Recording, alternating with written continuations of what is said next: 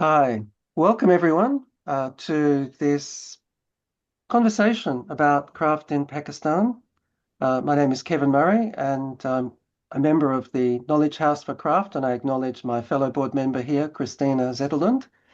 And I'm speaking to you on the land of the Wurundjeri people of the Kulin Nation, and I pay my respects to their elders, but also the ancestors of the lands where you come from. So tonight's conversation follows a format we use at the Knowledge House to explore craft in different parts of the world.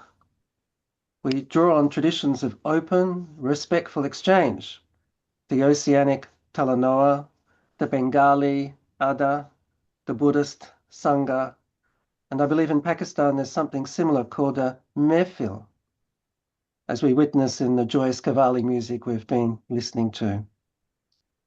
Each culture has its own way of gathering to share knowledge. The result will be an invaluable contribution to our repository of craft knowledge. So in Pakistan, there's a tradition which perhaps is especially relevant tonight. Mehman Nawazi, hospitality to the guest, is not mere social courtesy, but a moral obligation where the guest is treated as a respected member of the family. We are the guests tonight. Imrana, Fatima, and Nurjahan are opening their world to us. 5 decades of institution building, living weavers, fading carpets, revived handlooms. Let's honour that hospitality by listening well. So our 3 presenters are going to give us a sort of 10-minute overview, basically to spark conversation about the situation in Pakistan, which will lead hopefully to a fulsome mehfil afterwards as we think about what unique contribution Pakistan makes to the world of craft. Greetings. Salam Fatima. So firstly, I'd like to introduce the people who are speaking. Imran Sharia, who is speaking with, I believe, in dialogue with Christina Zetterlund, is a weaver by training and alumna of the Indus Valley School of Art and Architecture, graduating in textile design in 1998. And she went on to become associate professor and coordinator of the textile design department before moving to Khadi as an innovator in textile design excellence, and co-founded the handloom fashion brand U&I with Umair Rehman to revive and mainstream Pakistan's handloom weaving traditions. And she's joined by Christina Zetterlund, a Swedish curator and academic with a long involvement in Pakistan and recently appointed member of the Knowledge House for Craft. Fatima Nazir is a Pakistani writer and scholar whose 2025 Central European University MA thesis, Golden Threads of Woven Heritage, documents the decline of Indo-Persian carpet weaving in Lahore, combining archival research with fieldwork among surviving master weavers to argue for craft as a carrier of artisanal identity and cultural memory. And I recommend particularly her recent article in Garland on the revival of mushroom textile. And finally, and certainly not least, Nurjahan Bilgrami, who's a frequent contributor to Garland, and she's a Karachi-based artist, curator, and educator who founded COAL and co-founded the Indus Valley School of Art and Architecture that we've already heard about, dedicating 5 decades to reviving Pakistan's traditional craft practices, particularly ajrak and hand block printing. Through research, institution building, publication, and international exhibitions, contribution to Pakistan craft is certainly inestimable, but I'm very pleased to consider myself a colleague of Nurjahan. So if we could start off with Christina and Imrana, let's hear about your work. If you could share your learnings with us, that would be terrific. Wonderful, Yes. Kevin. Thank you. So maybe I start as I will lead the conversation. And why we do this is because me and Imrana have had these conversations for some time, because I've been spending quite a lot of time in Karachi because of my partner who's been working there. You also have images. Maybe you want to share them? Yes, it's asking for permission to share. I've granted that.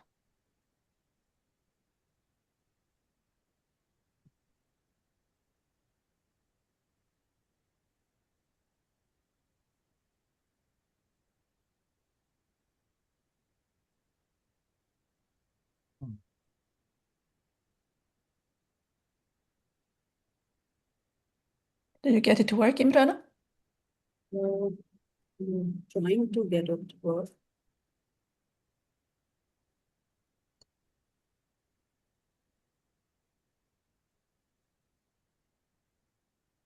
Or should we do it without the images? If you don't get it to work. Maybe while Imrana's looking to get it to work, Christina, you can introduce Here it is. your relationship. There we are. Can you all Yes. see my screen Yeah. now? Yes, wonderful.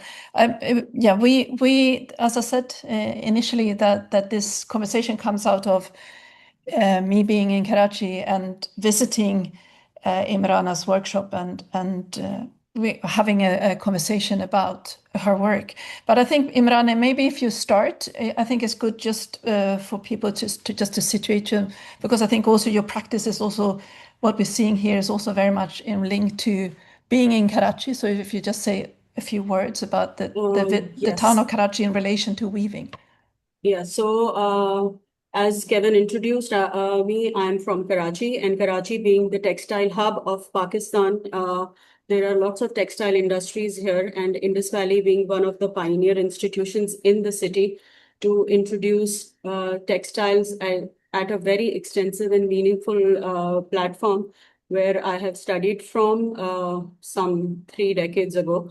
And I started my academia linkage at IVS as well, because I was teaching there, and eventually headed the textile department at IVS, which was a great privilege. When I was doing my final year thesis at IVS, I chose to become a weaving major. On my part, I consider that as a brave move, because weaving primarily in Pakistan and in Karachi is a man's world. You very seldom see any woman weaving anywhere, especially in Karachi. So there I was in the Banaras colony area in Karachi, amongst all the weavers who were almost 50, 60 years plus migrated from India, practicing their indigenous craft. And they were very reluctant in sharing their skill and knowledge with me, but then my persistence won, and I kept continue my association with them, and became a weaver by training, by profession. I have taught weaving, and that is my passion. I am very privileged to say that I'm a good listener. I love to share my knowledge with people, which continued me as a teacher, because to become a part of the academia, you should be open to sharing knowledge. And that's what I do. I keep learning every day. I wake up with inspirations in front of me in the form of the handloom industry.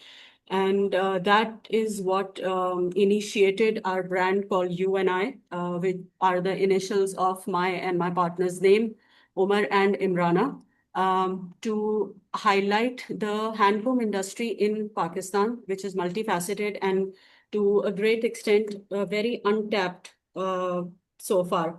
People know of this, but on a very surface level. So I tried to look into it further, and we started with the idea of sustainability, which is the core of our brand, because we work with the textile industry leftover yarn. We don't recycle it. We use the leftover brand new yarn, which ends up being in the dumped or used as fillings in the cushions, and basically sold at no cost almost at all. So I get linked with the textile industry, and they give me their leftovers. And being a weaver, I know how to weave fabric.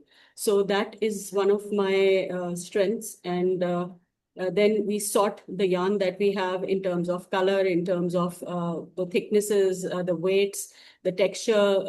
It's 95% cotton yarn, and a little bit of viscose is there. So when that color palette, so we start working with a challenge. because we don't get the yarn in the desired color that we perceive a design in. Whatever the color palette we have in front of us, that becomes a starting point. So it's one challenge after another challenge, and I love challenges like that. So we continue to work with this, and that is what makes every piece unique, because we can, even if we want to, we cannot repeat the same collection or the same piece again. The maximum fabric that we weave is about 35 to 40 meters in each design, and then we stitch it for ready to wear men and women apparel and home accessories. My partner, being a fashion designer, he is also very conscious about low wastages. So he designs the garments in such a way, he make the patterns in such a way that there is very limited wastage in the cuts and patterns.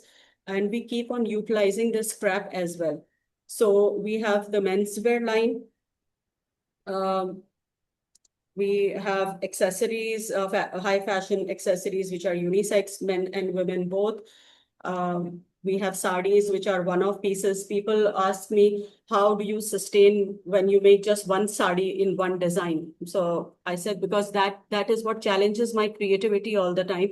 That even if I want to repeat a design, I cannot, because the yarn is not available. So I have to look for alternate color options. So only yesterday I was looking at it. So from 2019 that we started, and here we are in 2026. We have more than 250 plus designs in our gallery, which is a huge design gallery for a very young brand like us. Then we have the women's wear, and so we try to utilize the yarn in forms of sarees, which is a 6.5 yard fabric with the blouse piece, to these little trimmings that you see. We make these with the leftover yarns of the warps. So we don't waste those yarns at any point. Like here you see 2 different warps with which we have these 5, 6, 7 different kind of designs by just changing the wefts and the weave patterns. And every design is not more than 5 to 10 pieces maximum. And we keep the sizes small, medium, large. We follow the Pakistani sizing, so our sizes are very generous. It's pure cotton fabric, so you can wear it in all 12 months in Pakistan in extreme hot weather. It's cotton, so it breathes with Imrana, you. we have 2 minutes left. Yes. Then the leftover fabrics that we have of the tailors, we sort that and make these byproducts in the form of pouches. So we don't waste. And the little tassels that you see here and on the garments are the leftovers of the leftover yarn that we have. Then we have a range of hand-woven home textiles, table mats, runners, and window blinds that we make. Simultaneously, I work as a handicraft consultant for UNIDO Paidar program, which is a EU-funded program in 5 districts of Sindh, working with the brilliant artisan community that we have all across Sindh province. And on the right side, you see the end products that they have designed. And we don't lose sustainability here also. So the leftover of their embroidery yarns, they make these giveaway pouches and bags, tote bags for the visitors and guests. And the brand that we have created for them is called Sindhi Crafts, which will be launched very soon. So that is a brief introduction for me. Yeah. And that is my 10 minutes. Okay, great. I wonder, actually, we do have a minute or 2 left. So, Christina, if you might like to share with us what you think is particular about Imrana's practice and what it says about Pakistan today. What I find particularly interesting is what Imrana says about listening, and how because also when we prepare this conversation, you also talk about how your work is also about having the weavers as participants.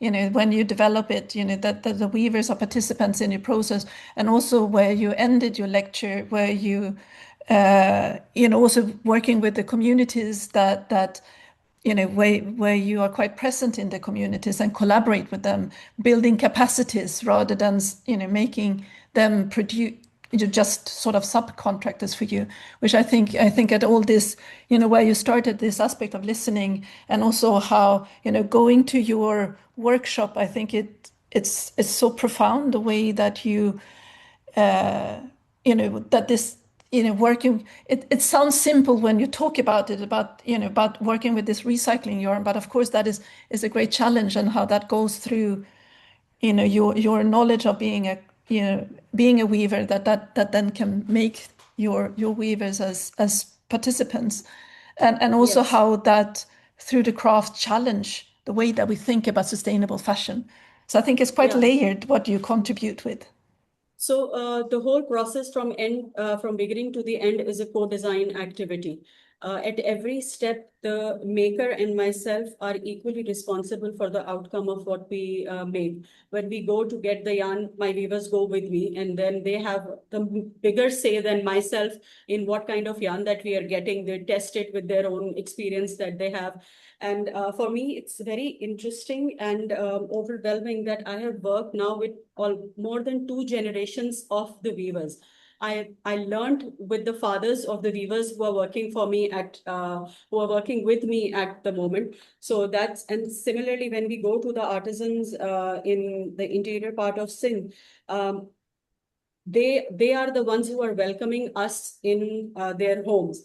So we have to be very, very respectful and listen to what their experience is, because there is a reason why we are approaching them, because what they do, none of us can do. We have another set of skills and they have another set of brilliant skills, which needs to be put together to come up with product lines or with designs and products which are acceptable for the urban audience, either local or international. Okay, thank you so much, Christina and Imrana. We're certainly getting a flavor for the importance of this Mehman Nawazi in the conduct Yes. of Pakistani craft.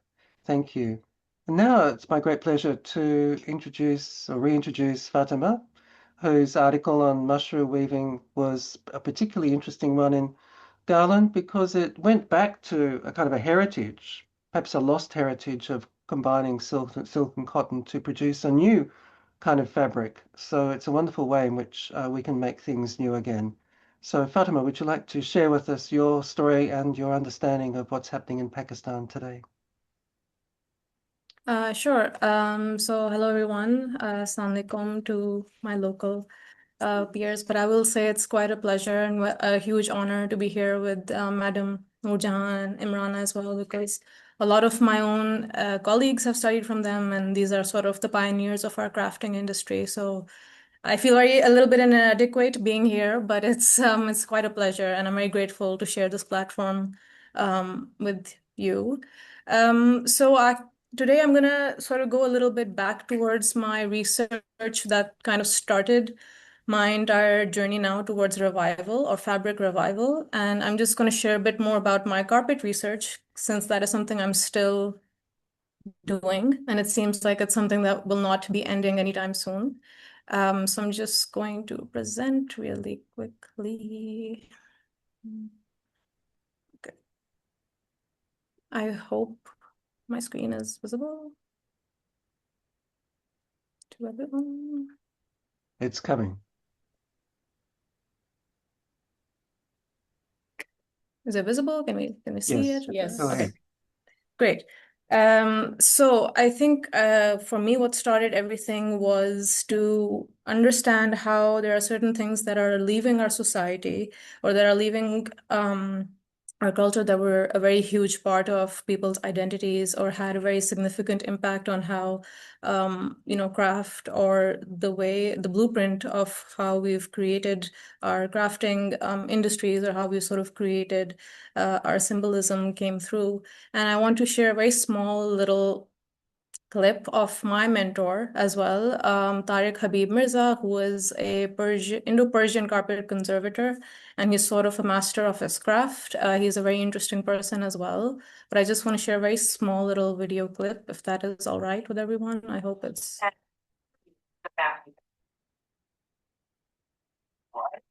We're drawing carpets.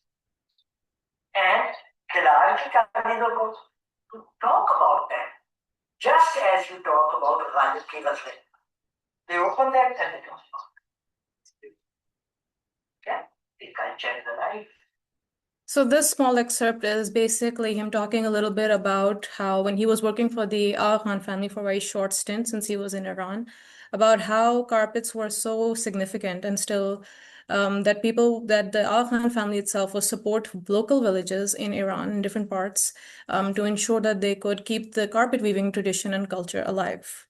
And he happened to witness one of these, and he saw that after they were done, or whatever the villagers would produce, they would have sort of an open exhibit, if you will, for the family, a private one, where everybody would sort of observe the carpets, talk about them. And it's a practice that has retained for many years in order to sort of ensure that the culture stays alive. And talking to Sir Tariq sort of was the thing that started my journey as well. I was trying to understand how carpets don't really have the same significance that they used to, or how a lot of the crafting has deteriorated, and what the original essence of creating a carpet was, and what is the current, situation as we see it. So there was a few questions that kind of came up to my mind. One thing that I do want to sort of go over as well. So what started off as an academic journey eventually became a journey in practice. So I was starting to practice what I was just at first researching or investigating. And what led me to different parts of Lahore, and I also went to different parts of central Punjab.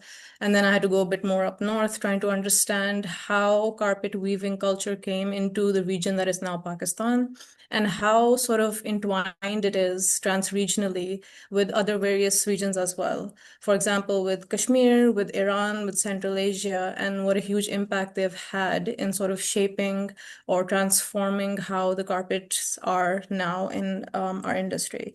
One of the most interesting things that I did learn is that when the carpet weaving tradition sort of came more from up north and then kind of transpired into the rest of the region, started to come more towards the south, is that certain regions had become so good at the kind of carpets that were being produced that they became a separate genre.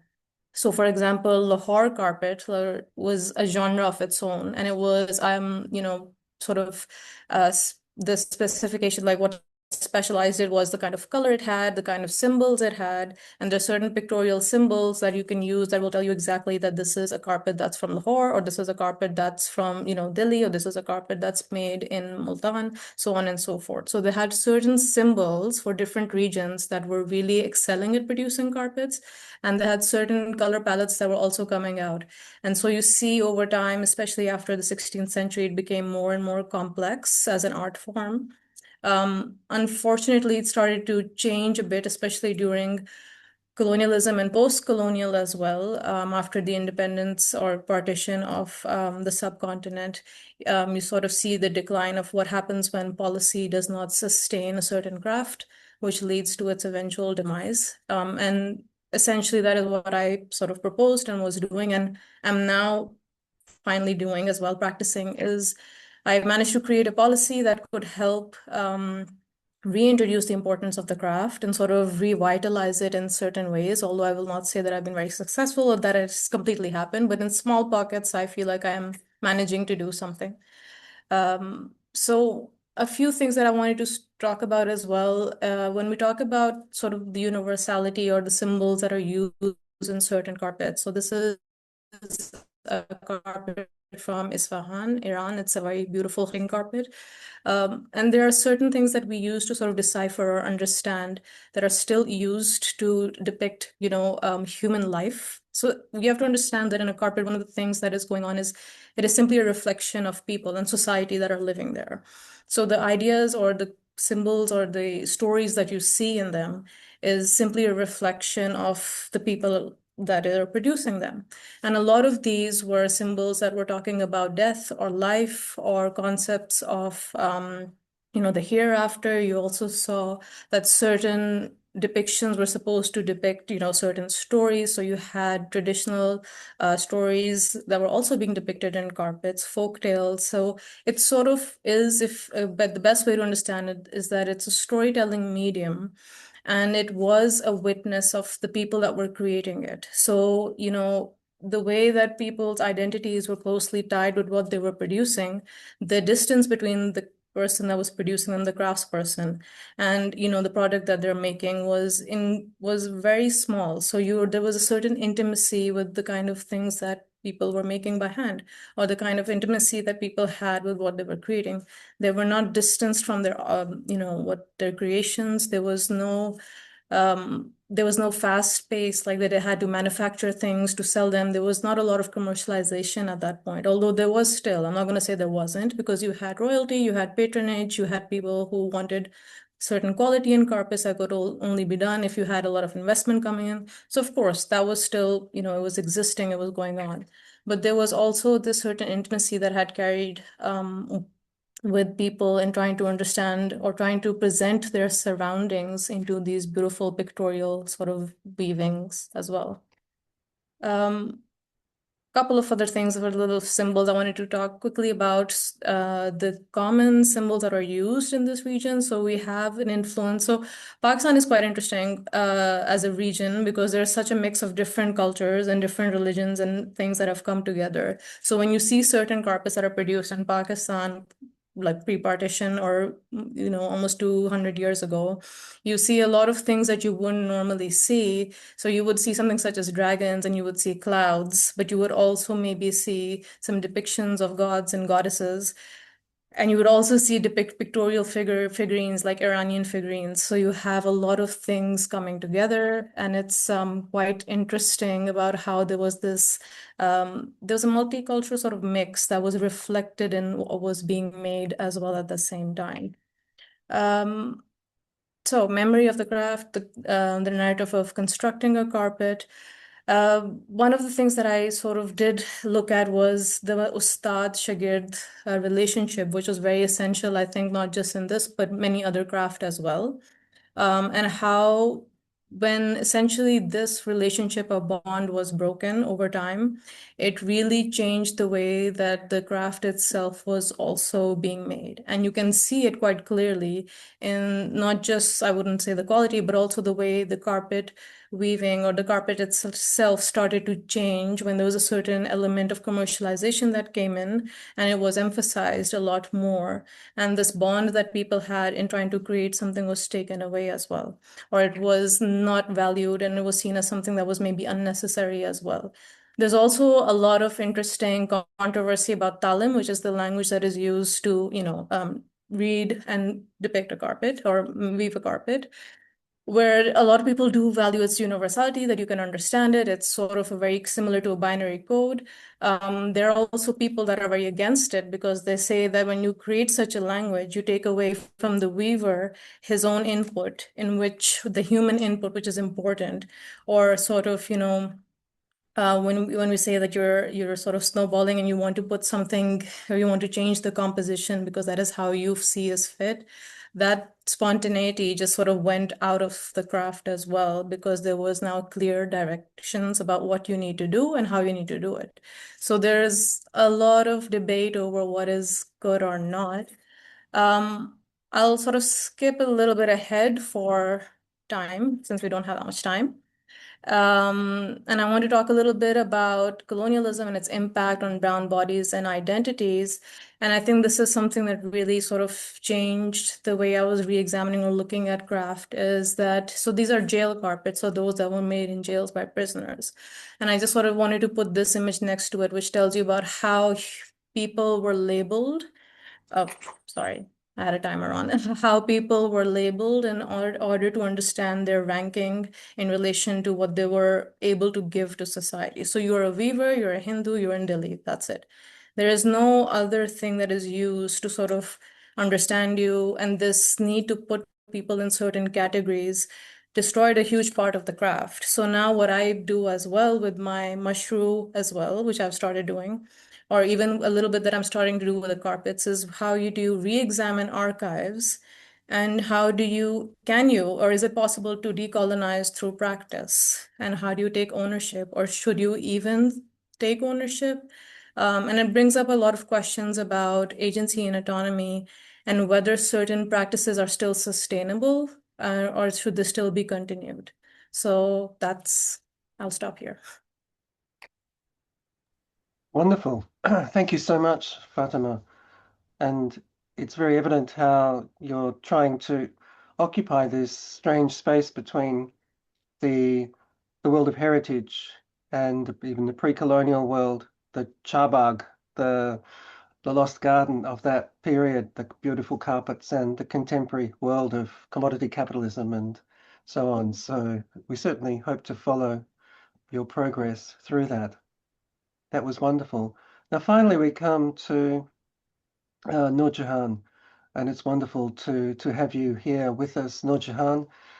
We previously in Garland shared your amazing article about the installation in Islamabad airport, and I think as well as hosting one of the major galleries in Pakistan for certainly textile craft, you've also pioneered spaces and pavilions and world expos and so on that show this craft in alternative settings, particularly internationally as well. So you have an interesting perspective. And I thought your exhibition for the Osaka Expo of Salt was an interesting one. It was a different perspective, and we want to open our minds in these gatherings. So we welcome your opportunity to share that with us.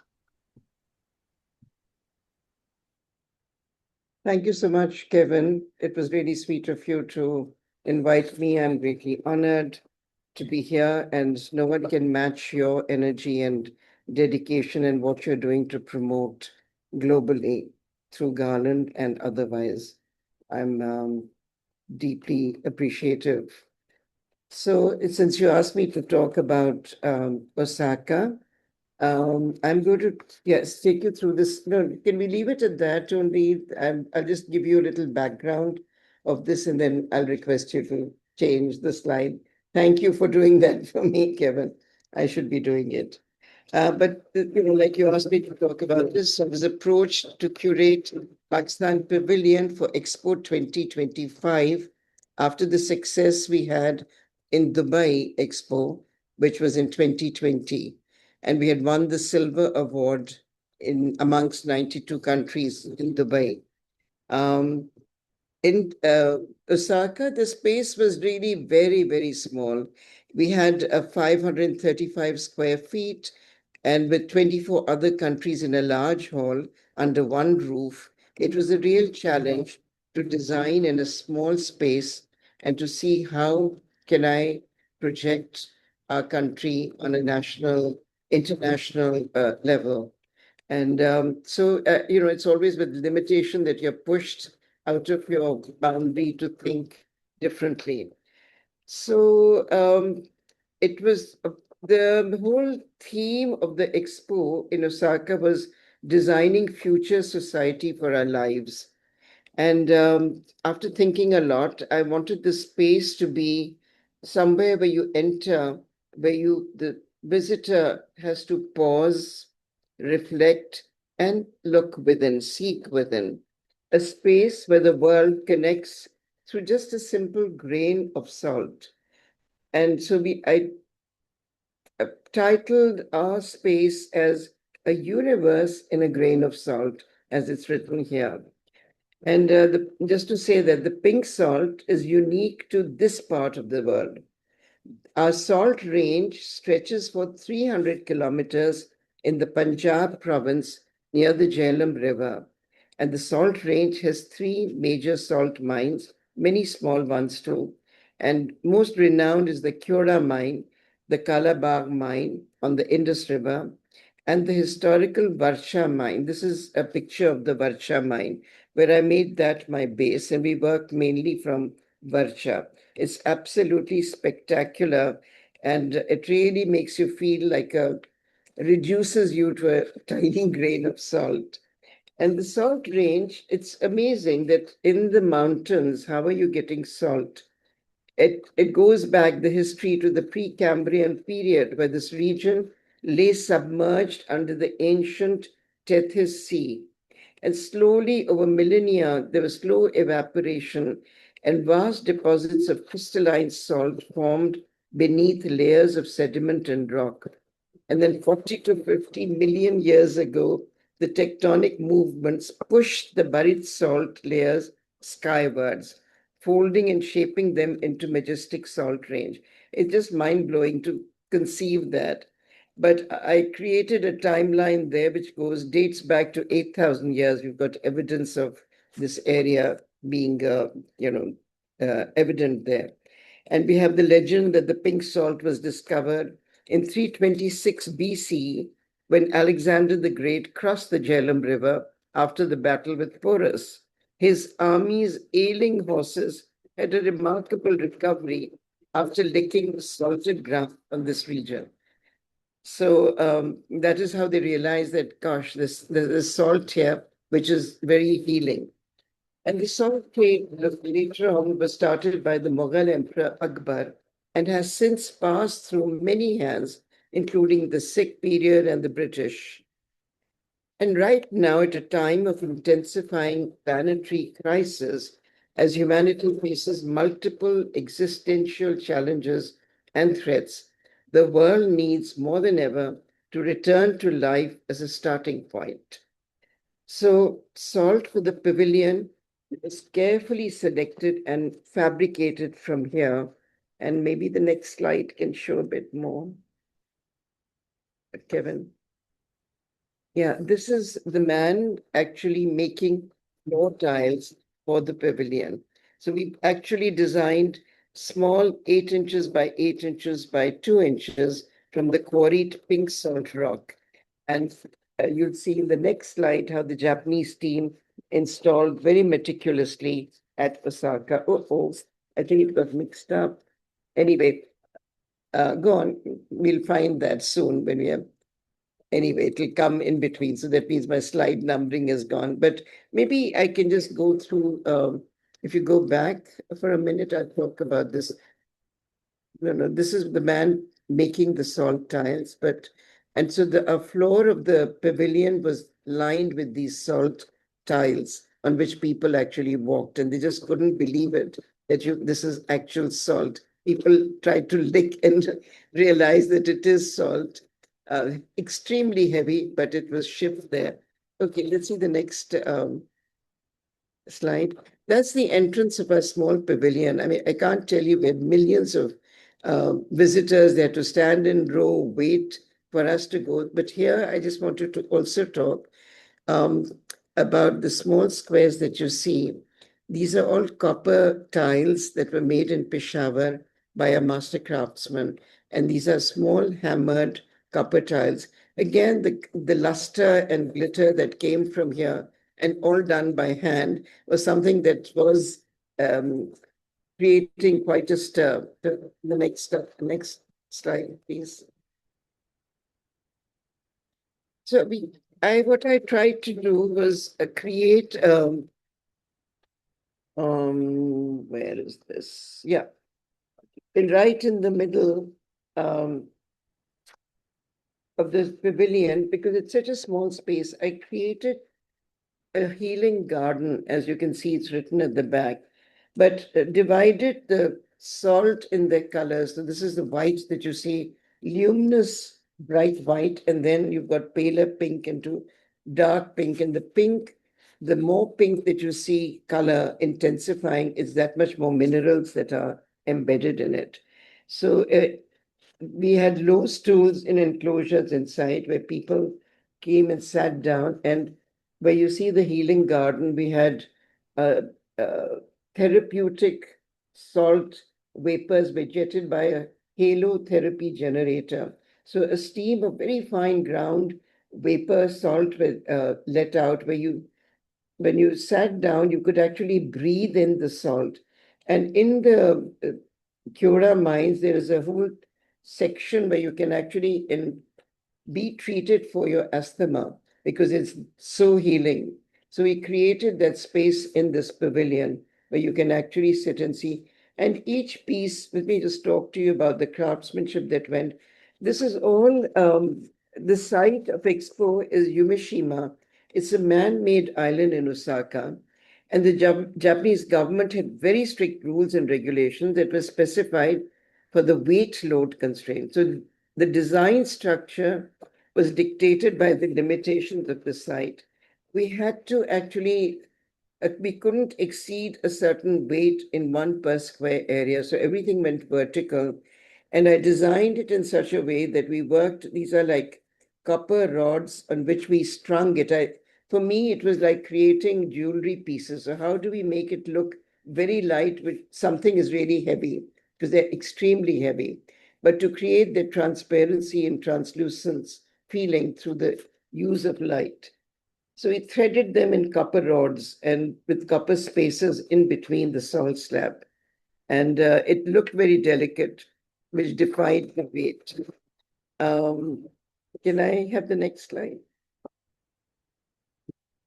Yeah, as you can see, it became also a great booth where everybody just stood there, and that every second you had a whole group, whether it's individual, the kids loved it as well. And they sat on these after breathing and meditating. I couldn't have asked for a better audience. The Japanese have such reverence. So it was really very, very beautiful. Can we have the next slide? He just removed his shoes and he wanted to actually feel the salt. As you can see, he's standing there barefoot. You know, I also had an impact, not knowing the time is so limited, slides, of course, not here, but we had an interactive table which visitors wished to gain more knowledge. And there was a low channel around the wall with glowing white crystal salt. And on a large wall was a poem written by one of our leading poetess. And there was this music and a film that showed the inside of the mine, how it's being done. But to talk about the salt, it's a life-sustaining force, embodies unity, healing, and human connection. It crosses really all social barriers. It's found in the most frugal home. If you go to the remotest part of the world, you'll always see that the food needs salt. And I think no high cuisine can do without it. And so it's a level of iron and zinc, as I told you, that gives it the color. It was really an extremely gratifying journey for me, with informed, reverential response from the Japanese community, literally from children to teenagers to the very elderly. They were breathing it, feeling it, soaking in the ambience, in its purity and, silence. So I will leave it at that note. Thank you. Thank you so much, Noor Jahan. That was a beautiful understanding of the material knowledge, the depth of material knowledge that is part of Pakistan, and its relationship and understanding of the land at its feet, and how that contributes to the craft knowledge at a profound level. Thank you so much. You're welcome. And now we have a little more time for an open discussion, and I know we've got various people with Pakistani heritage with us now, such as Sar Bashir, and very welcome to Nusra Tanvir, whose work we've profiled in Garland magazine as well. And I invite you, if you've got anything particular to add. Obviously, we've only glimpsed what's happening in Pakistan today, but if there are other perspectives, I know, Sar, you've had a lot of involvement in Pakistani jewelry, and you've written many articles in Garland on that, and so we haven't really addressed metal in Pakistan. If you've got any thoughts about that, it would be good to hear.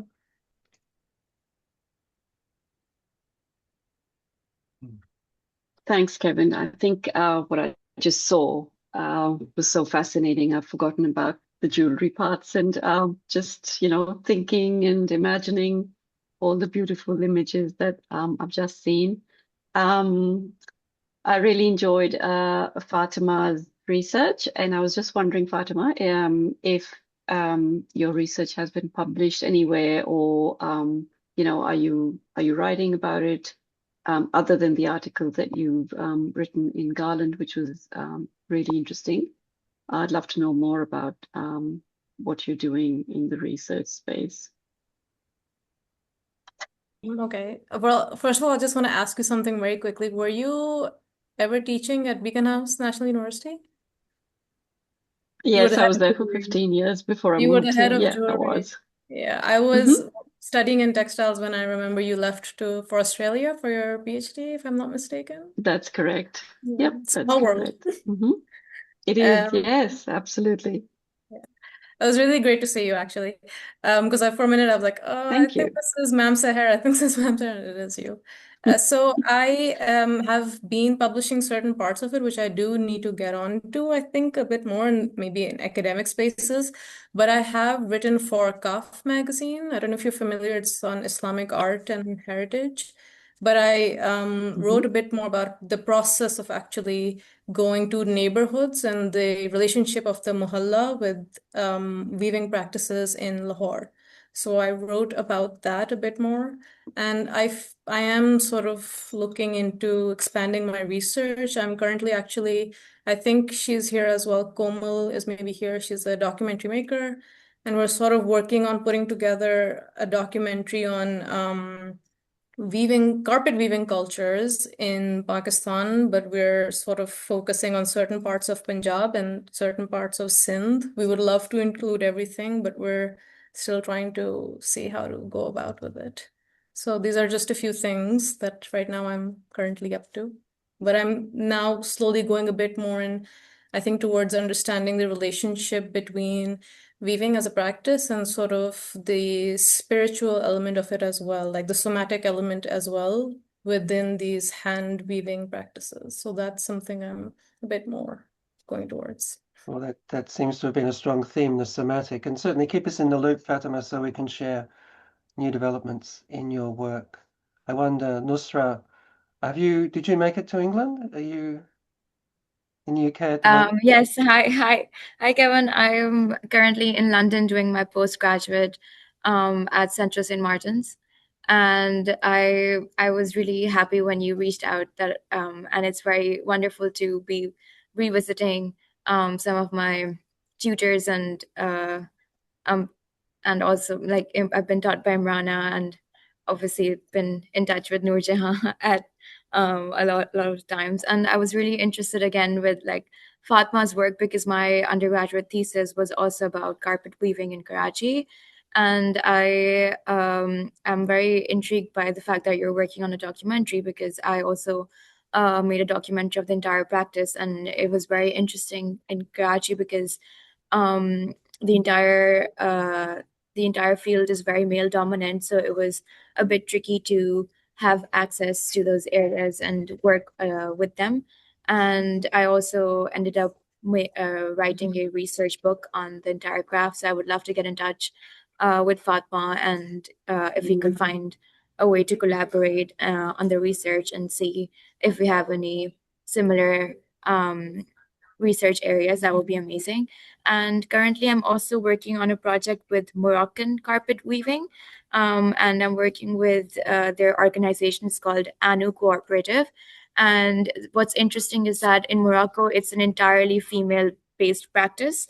So there's very few men, but it's actually just women, and it's considered to be a woman who can do hand knotting of a carpet is considered to be a very well-rounded woman, and it's something. And I was seeing the parallels between different regions, and hopefully in the summer I'm going to be doing a residency in Morocco, and I'll.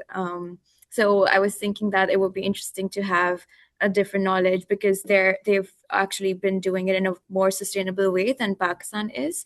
Because we still kind of use a few chemicals in the process, and they've figured out a way to make an organic detergent to wash the carpet. So I wanted to learn from them and bring that back to Pakistan and make our craft more sustainable as well. Oh, Best of terrific. luck, Yusra.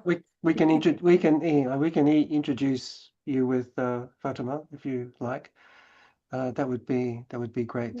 So Just small little segue here, but yes, I used actually the Moroccan heritage practices was a very good blueprint for me to also understand how you can sustain a craft because they use a lot of henna to dye the yarn, which is very interesting because it has very different shades depending on how much you sort of leave it in. So Just yesterday, we had a session with them about henna dyeing, that is so and interesting they to were me. I showing us love that.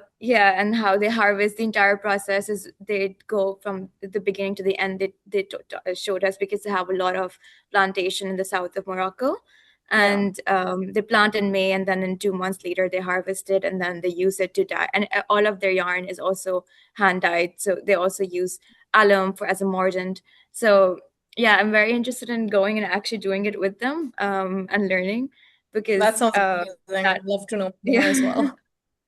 Yeah, it's one of the great Wonderful things to about see these you here, Yusra. conversations. Sorry, Wonderful Dr. to see Khan? you. No, I was just saying, wonderful to see Yusra. She had won a Ruby Ghaznavi Award at Indus Valley, which we have initiated. Koel has initiated that. And she's one of the recipients of Ruby's award for her carpet thesis that she had done. So very happy to see you here. But you know that all the natural dyes that you're talking about in Lahore itself, there are many small carpet weavers who are using these. Henna and babool flowers and all are very much in use here as well. But great to know that you're going to Morocco. Congratulations. Well, we see evident here a great intergenerational thread is so strong, as well as the weaving that's happening in Pakistan. Does anyone else have any contribution, comments? I think there is a lot happening in Pakistan, in almost all parts of Pakistan, from the desert area to Tharparkar to the mountainous region of the northern areas, where there is a lot of carpet weaving and natural dyeing as well in Hunza and Gilgit-Baltistan. And they also use natural detergents and soap, that what you were talking about. So when you are in Pakistan, you should definitely go and visit that region. It's a brilliant place. And what AKCSP has done for them is amazing over there. The center in Hunza, the carpet weaving, it's really, really interesting and overwhelming to see, because it's run and managed by special people who are mentally and a little bit physically challenged. So they come in the morning and they work, make the carpets, the Sharma carpets, which are called, with the hand spun sheep and yak wool. So it's really amazing to see that happening. And so I will take this opportunity to invite all of you to come and visit our amazing country, and we would love to host you all, to take you to the areas of your interest without any fear whatsoever. A wonderful testament to So, hospitality. yes, agreed. As we began, Kevin began by saying hospitality. It really is one of our core elements, and Christina seems to have witnessed it. And Mehfil, this is a great Mehfil that Kevin has initiated. And like Imrana said, we'll all be more than happy to host you all. So please come. Well, it's a wonderful way of rounding off this conversation, unless anyone's got anything else to contribute. But as is the custom, I would like to invite you to share a screenshot so that you can